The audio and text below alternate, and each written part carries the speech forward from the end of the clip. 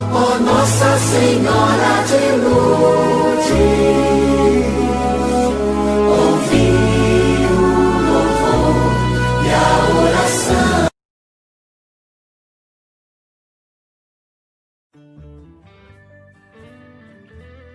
O que você está lendo aí, Agostinha? Parece muito interessante. É mesmo! Olha só a sua cara de espanto! Essa história deve ser muito boa mesmo! Ah, mas com certeza é uma história muito interessante mesmo. E tão emocionante. E é sobre o quê? É que fiquei curiosa. Adoro história. Emocionante? Isso! Conta pra gente, Ludinha! Ah, eu estava lendo sobre a história do apóstolo Paulo. É aquele que perseguiu os cristãos? Isso mesmo. Mas antes ele tinha um outro nome. Acho que era Saulo.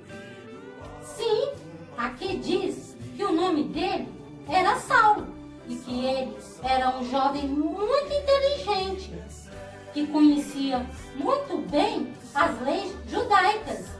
E diz também que ele sempre perseguia os cristãos e até ele era um dos líderes da multidão que matou um homem chamado Estevão a pedradas por acreditar em Cristo.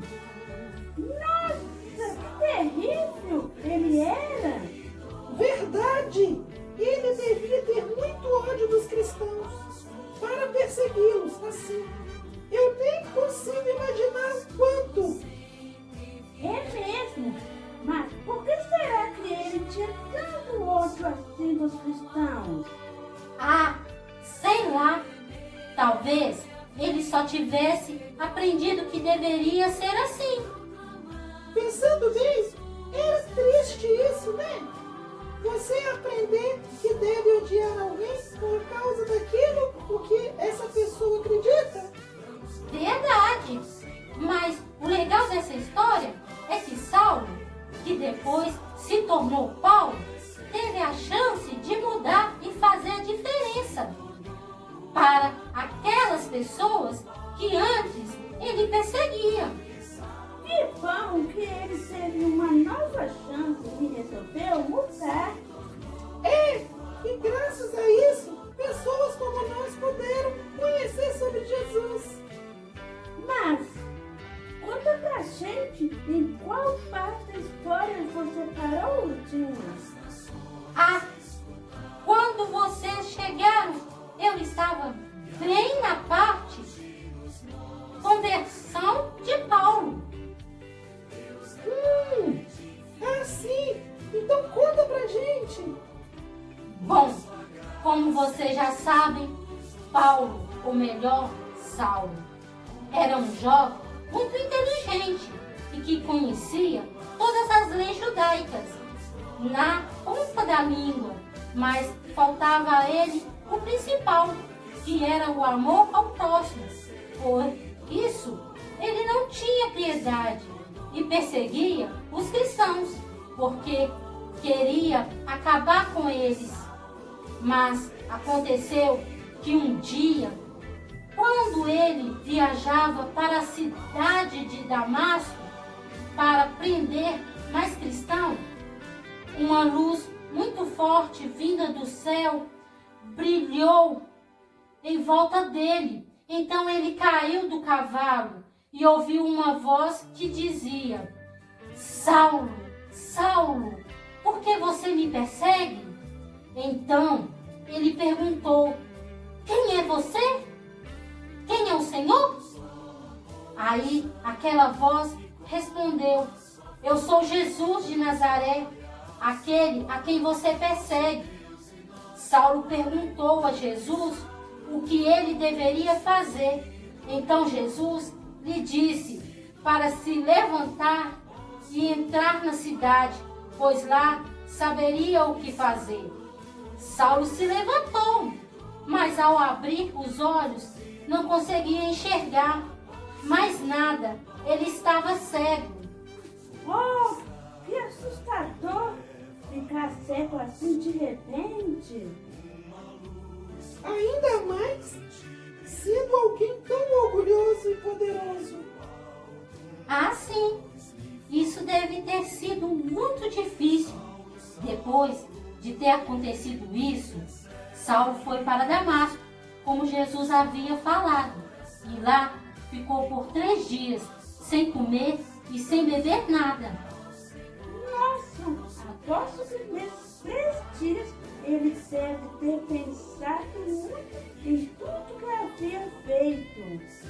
Verdade! Para alguém como ele, deve ter sido muito difícil ficar nessa situação. Ele deve ter se sentido tão humilhado. É, mas tudo isso serviu para prepará-lo para aquilo que Cristo desejava dele. Conta mais pra gente que essa história, Lourdinha, ela realmente está cada vez mais emocionante.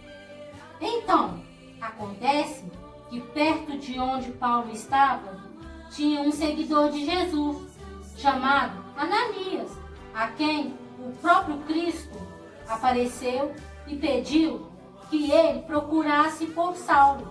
Ananias não entendeu muito bem o que Jesus pedia, pois sabia da fama daquele homem, mas Jesus lhe explicou que Saulo era seu escolhido para levar o seu nome a todas as nações.